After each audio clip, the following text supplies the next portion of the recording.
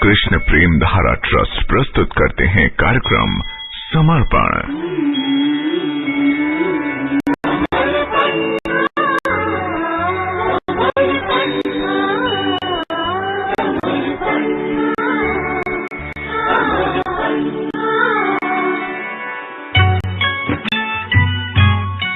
कार्यक्रम समर्पण में आपके साथ हूँ मैं प्रेम धारा। नमस्कार, कैसे हैं आप? आपने कभी सुना है कि हम अपने कानों से सुगंध को सूंघें? आप कहेंगे ये कैसे हो सकता है भाई, सुगंध को सूंघने के लिए तो नाक बनी है, कान तो बन ही नहीं सकते। लेकिन हमारे आध्यात्मिक जगत में, हमारे भगवान के रस जगत में, भगवान स्वयं रस हैं और उनका जगत रसपूर्ण है। उनके भक्त रसमय हैं, रसिक हैं, और इन रसिकों के जगत में कुछ भी हो सकता है, कुछ भी हो सकता है। तो ये कैसे संभव होता है, आइए जानते हैं इसी श्लोक के द्वारा। ये तो त्वदीय चरणाम्बुज कोश गंधम जिग्रन्ति कर्ण विवरैः श्रुति वात नीतम भक्तया गृहीत चरणः परया च तेषाम नापैषि नाथ हृदयाम्बुरुहात् स्वपुंसाम। अर्थात हे भगवान, जो लोग वैदिक ध्वनि की वायु द्वारा ले जाई गई आपके चरण कमलों की सुगंध को अपने कानों के द्वारा सूंघते हैं, वे भक्ति को स्वीकार करते हैं। उनके लिए आप उनके हृदय रूपी कमल से कभी भी अलग नहीं होते। वाह, कितना सुंदर श्लोक है ना। इस श्लोक का महत्व वो अच्छी तरह से समझ रहे होंगे जो भगवान की कथाओं के श्रवण में स्वयं को उत्सुक पाते होंगे, जो भगवान की कथा को सुनने के लिए कुछ भी करने को तैयार रहते होंगे। कितनी भी लंबी दूरी को तय करना उनके लिए आसान होता होगा। क्यों? क्योंकि भगवान की कथा सुननी ही है, सुननी ही है।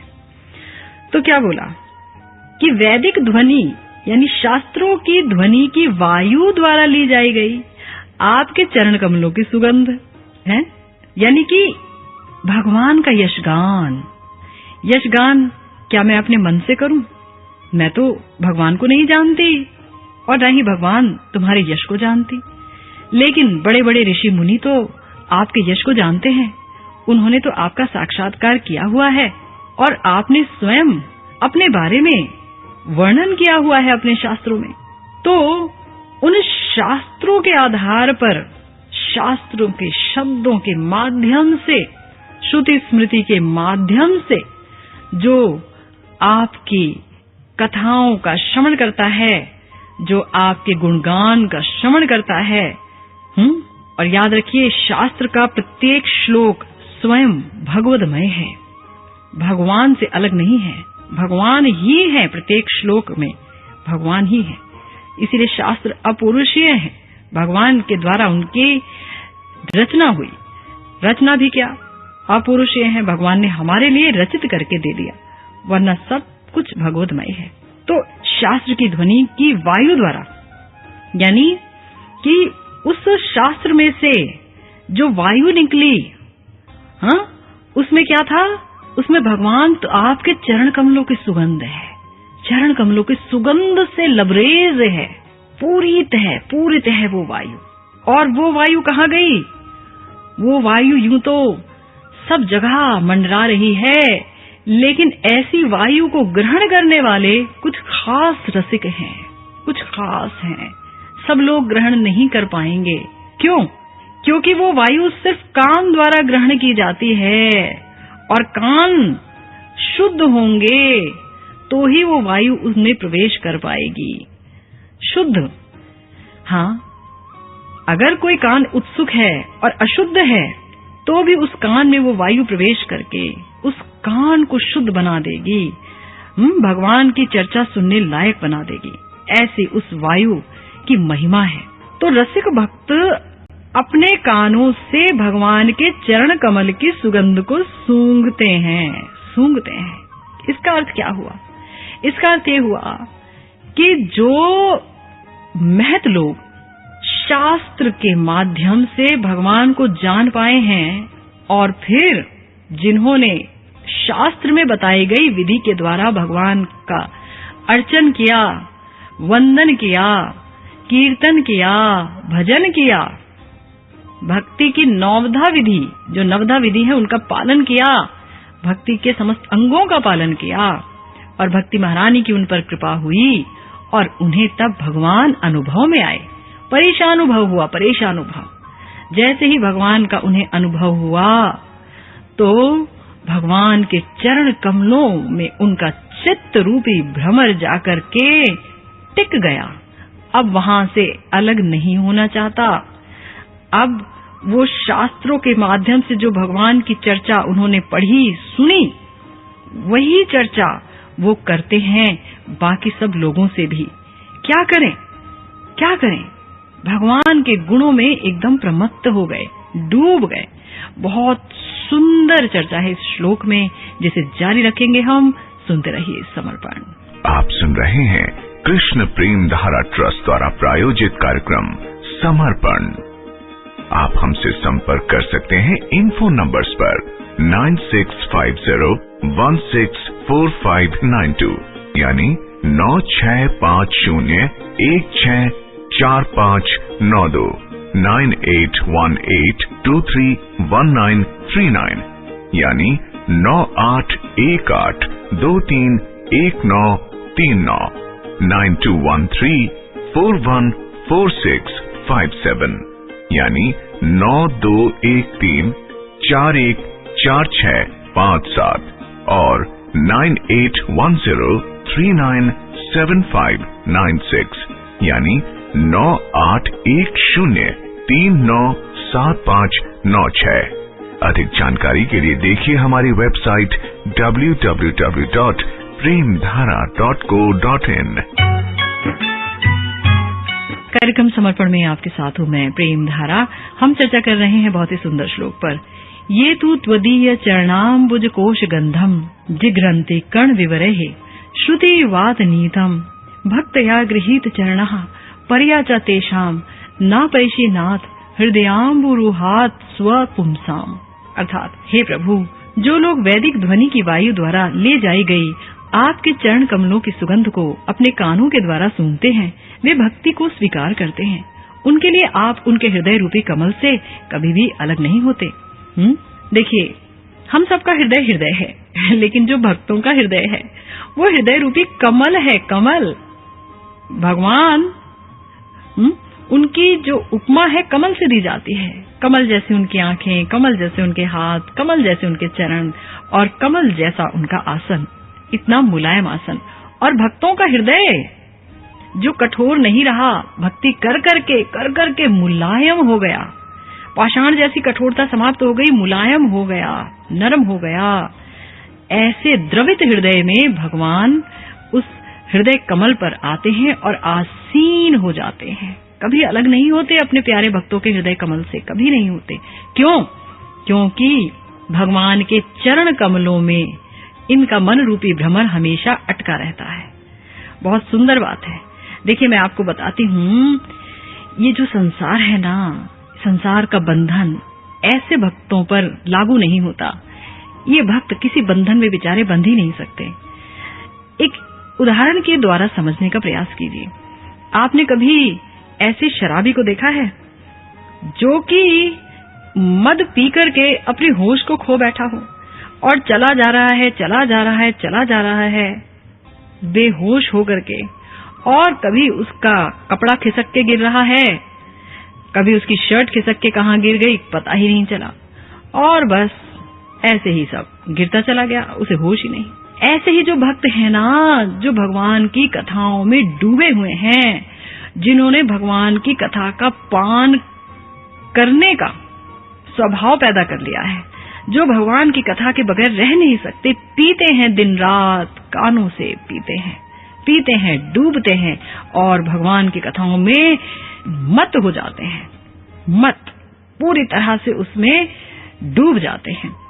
ऐसे लोग भी भगवान की कथा सुनते सुनते जब इस संसार रूपी पथ पर चलते हैं तो भव बंधन यानी संसार रूपी बंधन कब खिसक के नीचे गिर जाता है ये उन्हें भी पता नहीं चलता। सोचिए, ये है भगवान की कथाओं का बहुत बड़ा महत्व, बहुत बहुत बड़ा महत्व। तो इसीलिए कहा कि जो रसिक भक्त हैं भगवान के चरण कमलों की सुगंध को अपने कानों द्वारा सूंघते हैं, यानी नाक के द्वारा नहीं सूंघते। भगवान के चरण कमलों की सुगंध नाक के द्वारा ली ही नहीं जा सकती। क्यों? क्योंकि भगवान की कथाओं के रूप में ही ये सुगंध कान में जाती है और कान से हृदय में जाती है और पाषाण हृदय को गलित करके सॉफ्ट, मुलायम, नरम आसन ऐसा बना देती है जिसपे भगवान विश्राम करते हैं। सोचिए ना, भगवान प्रत्येक के हृदय में रहते हैं, प्रत्येक के हृदय में कितने कार्य करते हैं। अंतर्यामी के रूप में बैठे हैं, देखते हैं कि तुम क्या कर रहे हो, तुम्हारी इच्छा क्या है, तुम क्या करना चाहते हो, कौन से कर्म किए, कौन सा फल देना है। बहुत कुछ कार्य हो रहा होता है अंदर अंतर्यामी के रूप में। लेकिन भक्त के हृदय में भगवान अंतर्यामी के रूप में नहीं आते। भगवान आते हैं कि चलो मेरा प्यारा भक्त मुझ में डूबा रहता है और इसका हृदय देखो ना कितना मुलायम है। बाकी जो लोग हैं उनका हृदय पत्थर जैसा कठोर है, पत्थर जैसा कठोर, तेरा मेरा में लगे रहते हैं। और मेरा ये जो भक्त है बस तेरा तेरा करता है, यानी मुझे ही अपना सर्वस्व मान रखा है। अब इसके हृदय रूपी आसन में कुछ आराम कर लिया जाए तो हमारे प्यारे प्रभु रसिक भक्तों के हृदय रूपी आसन में आराम से बैठते हैं, आराम करते हैं। क्योंकि भक्त के समस्त कर्म उनके लिए होते हैं, कर्म का हिसाब रखना नहीं है, कोई काम नहीं है, आराम ही आराम है। सोचिए इस बारे में। तो इसीलिए जहाँ आराम मिलेगा वहाँ से भगवान कहीं जाना चाहेंगे क्या? नहीं ना। उस हृदय को हमारे प्यारे प्यारे प्रभु कभी नहीं छोड़ना चाहते। तो क्यों ना हम और आप भी अपने हृदय को ऐसा मुलायम बना लें, ऐसा द्रवित कर लें कि प्रभु हमारे हृदय को भी कभी ना छोड़ें।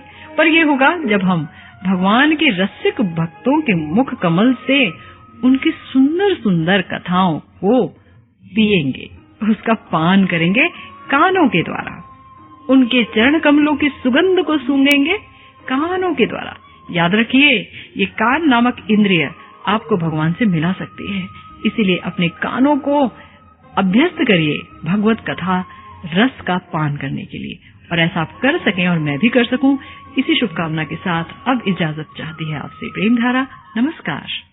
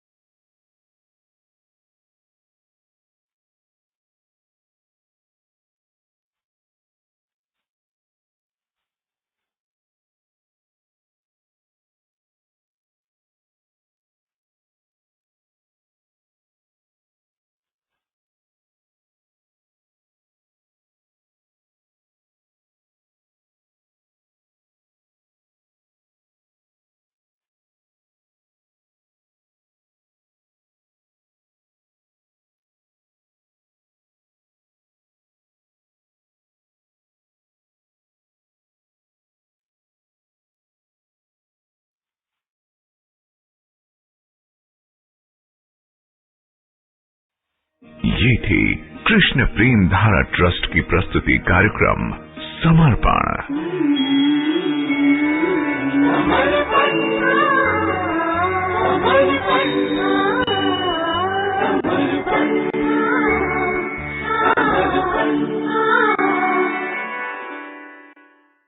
आप सुनने जा रहे हैं कृष्ण प्रेम धारा ट्रस्ट द्वारा प्रायोजित कार्यक्रम अर्पण।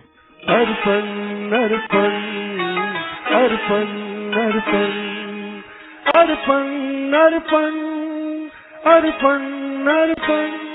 कार्यक्रम अर्पण में आपके साथ हूँ मैं पार्वती राठौर। नमस्कार, कैसे हैं आप? देखिए, हर इंसान कम से कम अपनी भलाई सबसे पहले चाहता है, सबसे पहले चाहता है कि मेरा भला हो। लेकिन ये जो चाहना है ना, ये आधारित है ज्ञान या अज्ञान के ऊपर। अगर हमारे अंदर भगवत ज्ञान है तो हम अपनी भलाई बिल्कुल सही सही चाहेंगे, और वो भलाई है भगवान से जुड़ने के बाद ही। जुड़ने के बाद ही भगवान से हमारा असली भला हो सकता है। लेकिन इस प्रक्रिया में हो सकता है आपको कुछ दिक्कत पेश आए, क्योंकि जन्म जन्म का अभ्यास है भगवान से अलग रहने का, और अचानक भगवान से जुड़ने का अभ्यास में हो सकता है कहीं कोई परेशानी आपको आए। तो आप अपनी परेशानियां हमसे जरूर बांटिए। आइए कार्यक्रम में देते हैं पहला प्रश्न। मेरा पवन कुमार है, मैं उत्तर प्रदेश के सहारनपुर जनपद के सरसाव से बोल रहा हूँ। मेरा प्रश्न ये है कि जो भी संसार में जितने भी मनुष्य है ये अपना काम कर रहे हैं, ये सब काम प्रभु की इच्छा से हो रहा है या अपनी इच्छा से ये लोग कर रहे हैं, इसमें प्रभु की इच्छा कुछ नहीं है? कृपया इसमें अंतर बताइए, ये स्पष्ट कीजिए। बहुत अच्छा प्रश्न है आपका कि संसार में जो लोग काम करते हैं वो अपनी इच्छा से करते हैं या फिर भगवान की इच्छा से करते हैं। देखिए, भगवान जो है उन्होंने आपके लिए ये सृष्टि की है, हम सब जीवात्माओं के लिए। क्यों? क्योंकि हमें इस सृष्टि पर प्रभुत्व जमाकर और इसका भोग करना बहुत पसंद है। हमें किसी की अधीनता पसंद नहीं है, चाहे वो भगवान ही क्यों ना हो। तो भगवान ने हमारी इस मानसिकता को समझते हुए ये सृष्टि बनाई और फिर इस सृष्टि में अपनी ऊर्जा डाल दी, अपनी ताकत डाल दी, शक्ति डाल दी। अब यहाँ 3 गुण हमेशा राज करते हैं, रजोगुण, सतोगुण और तमोगुण। कोई व्यक्ति जिसने तमोगुण में रहना सीखा है, तमोगुणी है, वो उसके अनुसार कर्म करेगा। लेकिन कर्म कैसे करेगा? हाथ से करेगा, मन से करेगा, बुद्धि से करेगा। तो हाथ में काम करने की शक्ति कहाँ से आएगी? जाहिर है भगवान देंगे। वो जो अन्न खाएगा वो कहाँ से पैदा होगा? जाहिर है भगवान की शक्ति से पैदा होगा। अन्न का जो बीज है भगवान ने दिया है, उसकी जो मिट्टी है वो भगवान की है, पानी है वो भगवान का है। जिस हाथ से, हथौड़े से, जिससे भी आप उसे काटेंगे, खुरपी वगैरह से, वो सब भगवान के द्वारा दिया गया सामग्री है, जिससे कि आपने वो सब तैयार किया। बुद्धि भगवान ने दी। तो अगर आप देखेंगे तो आप करना जो भी चाहते हैं उसकी सहूलियत भगवान आपको दे देते हैं। पाप करना चाहते हैं तो पाप की भी सहूलियत मिल जाती है आपको। भगवान नहीं कह रहे हैं कि पाप करो, लेकिन इच्छा आपकी है। अगर आपकी इच्छा ही यही है कि हम पाप करके जिएं, तो ठीक है, कोई समस्या नहीं है। भगवान कहते हैं करो, लेकिन हर कर्म का फल आपको भुगतना पड़ेगा। अच्छा करोगे तो भी और बुरा करोगे तो भी, है ना? तो भगवान की शक्ति के बगैर ये दुनिया काम नहीं कर सकती। भगवान की शक्ति ही इस दुनिया को चला रही है, और इस शक्ति के अंदर में ही आपको रह करके अपने कर्म करने हैं। जैसे कि एक खूंटे का बैल होता है ना, उसको खूंटे से बांध दिया जाता है और वो गोल गोल घूमता हुआ सोचता है भाई मैं तो आजाद हूँ, आजाद हूँ, आजाद हूँ। पर वस्तुतः हम आजाद नहीं हैं, प्रकृति के नियमों द्वारा बद्ध हैं। और हम सोचते हैं उस नियम में चल करके, कुछ एडजस्टमेंट करके कि हाँ हम आजाद हैं। यही हालत है हमारी। तो भगवान की इच्छा नहीं है कि आप गलत काम करें, आपकी इच्छा है, और इसलिए भगवान ने आपको हर काम की सहूलियत दे दी है। भगवान की शक्ति आपके साथ है, इसलिए आप अपना कोई भी कर्म कर पा रहे हैं। ठीक है। मेरा नाम मनोज कुमार, डिस्ट्रिक्ट अलीगढ़। माता जी के चरणों में सादर प्रणाम। मेरे प्यारे प्रभु, आपके मधुर सत्संग सुनने वाले हम समस्त महापुरुषों को अपने चरण कमलों की रज प्रदान करें। मेरे प्यारे प्रभु, इस मधुर सत्संग को कभी भी हमसे जुदा न करें, क्योंकि इसके बिना हमारी हालत ऐसी हो जाती है जैसे जल के बिना नींद। मगर माता जी, हमारे समस्त घर वालों ने ज्ञान ले रखा है और हमारे घर पर भी सत्संग होता है, मगर हमारा सत्संग होता है में मन नहीं लगता। जब भी सत्संग सुनने के लिए प्रवचन बोलते हैं, उस प्रवचनों में ध्यान न लगकर ध्यान आपके प्रवचनों की तरफ जाता है। धन्यवाद माता जी, बड़ा हम क्या करें? देखिए, मैं आपकी समस्या समझ सकती हूँ और मुझे ये जानकर अच्छा लगा कि आपके घर में सत्संग होता है। कुछ नहीं, कोई बात नहीं, आप घबराइए नहीं। अगर घर में सत्संग होता है, भगवान की चर्चा होती है, तो एक बहुत अच्छी बात है। आप वहाँ बैठा करिए।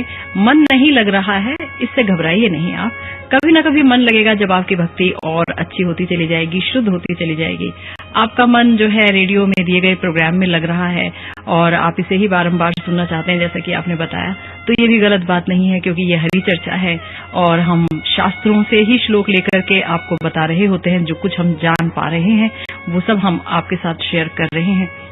और शास्त्र वाणी ही एकमात्र ऑथेंटिक वाणी है, एकमात्र असल चीज है। अगर मैं अपने मन से कुछ बोलूंगी, मनोधर्म के मुताबिक कुछ बोलूंगी कि मुझे जो अच्छा लगता है वो मैं आपको बताऊं, तो उसमें किसी का मन नहीं लगेगा। लेकिन भगवान ने क्या बोला है, बड़े बड़े भक्तों ने क्या बोला है, महापुरुषों ने क्या बोला है, क्योंकि हम इन्हीं के जीवन से सीख सकते हैं, है ना। जैसे प्रहलाद जी, ध्रुव जी जैसे जो भक्त हैं, महाराज पृथु जी जैसे भक्त हैं और अन्य भक्त जिनकी चर्चा हमारे शास्त्रों में बड़े सुंदर तरीके से की गई है, उनके जीवन से ही हम सीख सकते हैं। उनके उपदेशावलियां जो हैं वो हमारे लिए ही हैं, ताकि हम इस कलयुग में सही राह पर चल सकें, भगवान को प्राप्त कर सकें। अब आपके घर में किस तरह का सत्संग होता है इसके बारे में तो मुझे जानकारी नहीं है, लेकिन यदि वो चीज आपको भगवान से जोड़ नहीं पाती है तो कोई बात नहीं, आप शास्त्रों का अध्ययन कर सकते हैं, वो भी अच्छा रहेगा। ठीक है ना। आप सुन रहे हैं कृष्ण प्रेम धारा ट्रस्ट द्वारा प्रायोजित कार्यक्रम अर्पण। आप हमारे साथ बांट सकते हैं अपने आध्यात्मिक अनुभव और रिकॉर्ड करा सकते हैं अपने प्रश्न सिर्फ इस फोन नंबर पर 011-228-31748 यानी 011-228-31748।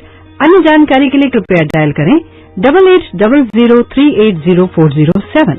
इसके साथ ही देखिए हमारी वेबसाइट भी www.divinehappiness.co.in। कार्यक्रम अर्पण में आपके साथ हूं मैं पार्वती राठौर। आइए लेते हैं कार्यक्रम में अगला प्रश्न। नमस्कार मैडम जी, मेरा सवाल है जी, मैं दिल्ली से बोल रहा हूँ, अतुल कुमार, कि भगवान कृष्ण जी ने गीता में कहा है कि काम और क्रोध ये नरक के द्वार हैं। तो मेरी आपसे विनती है, तो कृपया मुझे ये बताएं कि इनसे बचने का क्या इस कलयुग में कोई साधारण उपाय है, सिंपल उपाय है कि हम जैसे साधारण लोग उसको फॉलो कर सकें? बहुत सही बात पूछ रहे हैं आप कि काम और क्रोध से कैसे बचा जाए, कैसे बचा जाए, क्या तरीका है। तो भगवान ने नरक के 3 द्वार बताए हैं, काम, क्रोध और लोभ। तीनों से कैसे बचा जाए। देखिए, तीनों से बचना बहुत आसान है। काम हमारे अंदर इसलिए उत्पन्न होता है क्योंकि हम विषयों का संग करते हैं। हम हमेशा विषयों के बारे में चिंतन करते हैं, सोचते हैं। हमारी आंखें जो हैं वो उल जलूल रूप को देखती रहती हैं। फिर मन चाहता है कि अरे जिसे हमने देखा उसे हासिल कर लिया जाए। कामनाएं जागृत हो जाती हैं कि इसे हासिल करना होगा और लालच बढ़ने लगता है हासिल करने के बाद भी। जैसे कि हमने आपको कई बार एग्जाम्पल दिया कि आपने एक ऐड देखा, ऐड में आपने एक फ्रिज का ऐड देखा और आपने कहा ये तो बहुत सस्ता और बहुत अच्छा है, इसे लेंगे। अब दिन रात उसी का चिंतन चल रहा है, नहीं ले पाए किसी कारण से, वो मार्केट में अवेलेबल नहीं था या फिर आपके पास इतने पैसे नहीं थे, तो क्रोध हो गया। और ये सब चीजें चलती रही। अब इन्हें हम कैसे हटाएं जीवन से? अगर हम भगवान की भक्ति में अपने आप को लगाते हैं, अपनी इंद्रियों से भगवान की सेवा करते हैं, ऋषिकेण ऋषिकेश सेवनम भक्ति रुच्यते। याद रखिए, जब हम अपनी इंद्रियों से भगवान की सेवा करते हैं तो उसे भक्ति कहते हैं। और ऐसी भक्ति में जब हम अपनी इंद्रियों को लगाते हैं, मन समेत, मन को पहले लगाना है फिर इंद्रियां लगेंगी, तो ये जो हमारी कामनाएं हैं ना, ये कामनाएं भगवान के सुख के लिए उत्पन्न होनी शुरू हो जाएंगी। अब हम जो भी इच्छा करेंगे भगवान के सुख के लिए होगा। और फिर क्रोध तो हमें होगा ही नहीं। क्यों? क्योंकि कामनाएं ही नहीं है। काम पूर्ण होगा ही नहीं तो ही तो क्रोध होता है ना। अब कामनाएं भगवान के लिए हैं और ऐसी कोई कामना नहीं है भगवान के लिए जो पूर्ण ना हो। हम पूर्ण करने की शक्ति भगवान ही दे देते हैं, वो आप चिंता मत करिए। और जो लोभ है वो भी परिणत हो जाएगा। अब लोभ होगा आपको किस चीज का? ज्यादा हरि कथा सुने, लोभ होगा ज्यादा हरि नाम करें, लोभ होगा अच्छी तरह से भगवान की सेवा करें, भगवान के धाम जाया जाए। अब लोभ का जो दायरा है वो भगवान तक सिमट जाएगा। तो जब काम, क्रोध, लोभ ये सब कुछ भगवान तक सिमट जाएगा तो बताइए ये आपको परेशान कैसे करेगा? हाँ, तो फिर भौतिक कामनाओं से भी आप छुट्टी पा लेंगे, भौतिक क्रोध से भी छुट्टी मिल जाएगी और भौतिक लालच भी आपके आसपास नजर नहीं आएगा। मैं वो की सीटी से बोल रहा जी, बात जिले से। इस गाना बताओ दीदी कि मेरी खबर नहीं कहती है कि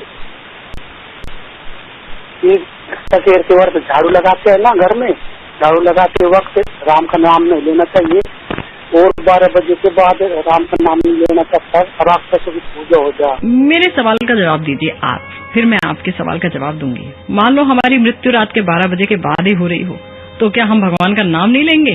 भगवान ने कहा अंतकाले च मामेव स्मरण मुक्त्वा कलेवरम, है ना, कि जो मुझे अंतकाल में याद करके अपने कलेवर, अपने शरीर को त्यागता है, मेरा नाम लेता है, वो मुझे प्राप्त करता है। तो हम कहें नहीं नहीं भगवान, अब तो रात के 12 बज रहे हैं और 12 बजे के बाद आपका नाम नहीं ले सकते, नहीं तो आपकी पूजा हो जाएगी, अभी तो आप सो रहे हो और हम मरने जा रहे हैं, अभी नाम नहीं ले सकते, अभी हमारी मृत्यु को टाल दीजिए, मॉर्निंग में मृत्यु आएगी तब नाम लेंगे। ऐसा होगा क्या? नहीं होगा ना। देखिए, खाते पीते सोते जागते उठते बैठते भगवान का नाम लेना चाहिए। आपने कहा झाड़ू लगाते समय नहीं लेना चाहिए, बाकायदा लेना चाहिए। किसी भी कार्य में आप जुटे रहें, लेकिन आपकी जिह्वा पर भगवान का नाम आविर्भूत रहे, भगवान का नाम रहे, तो ये बहुत अच्छी बात होगी। याद रखिए, भगवान का जो नाम है वो भगवान की तरह ही दिव्य है, चिन्मय है, चिन्मय है। तो भगवान के नाम पर कोई असर नहीं होता। भगवान और भगवान का नाम एक है ना, दोनों में कोई फर्क नहीं है। तो किसी गंदगी का, किसी भी चीज का भगवान के नाम पर असर नहीं होता, किसी पाप का भगवान के नाम पर असर नहीं होता। वैसे ही जैसे कि सूर्य की किरण वो कमल पर भी पड़ती है, वो गुलाब पर भी पड़ती है और वो मल पर भी पड़ती है। कमल पर भी पड़ी और मल पर भी पड़ी, लेकिन सूर्य की किरण में कोई विकार नहीं आया। इसी प्रकार से आप किसी भी अवस्था में क्यों ना हो, शुचिता हो या अशुचिता हो, पवित्रता हो या अपवित्रता हो, भगवान के नाम को कृपया लेना कभी ना छोड़ें। भगवान का नाम बहुत ही पवित्र है, वो हर अपवित्र वस्तु को पवित्र कर देगा, इतना पवित्र है भगवान का नाम। ठीक है, तो किसी भी आप बहाने को मत मानिए, भगवान का नाम ही लेना चाहिए हमेशा, इसी बात को याद रखिए। सबसे पहले मेरा बहन जी को प्रणाम। मैं ग्राम सिलगांव, जिला रुद्रप्रयाग, उत्तरांचल से कमल सिंह पवार बोला सर। मैं एक विकलांग व्यक्ति हूँ सर। मैं ये कहना चाहता हूँ कि मैं बिस्तर में ही बैठ के, 4 बजे बैठ के भगवान का नाम सुमिरन करता हूँ। इसमें मुझे अगर कोई गलतियाँ होंगी तो मुझे बताने की कृपा करें। बिल्कुल कोई गलती नहीं है। जैसे आप नाम ले रहे हैं, नाम लेना छोड़ना मत। मैंने कहा ना, लेटते हुए, सोते हुए, खाते हुए, बैठते हुए, कैसे भी करके भगवान का नाम लेना चाहिए। आप बिस्तर में बैठ करके नाम ले रहे हैं, कोई बात नहीं है, बहुत अच्छी बात है। बस यही आपसे अनुरोध है कि भगवान का नाम लेना कभी मत छोड़ना, कभी मत छोड़ना, कभी मत छोड़ना। ठीक है, तो आप भी अपने प्रश्न हमसे पूछ सकते हैं इस फोन नंबर पर 011-22831748। इसी के साथ अब आज्ञा दीजिए पार्वती राठौड़ को। नमस्कार।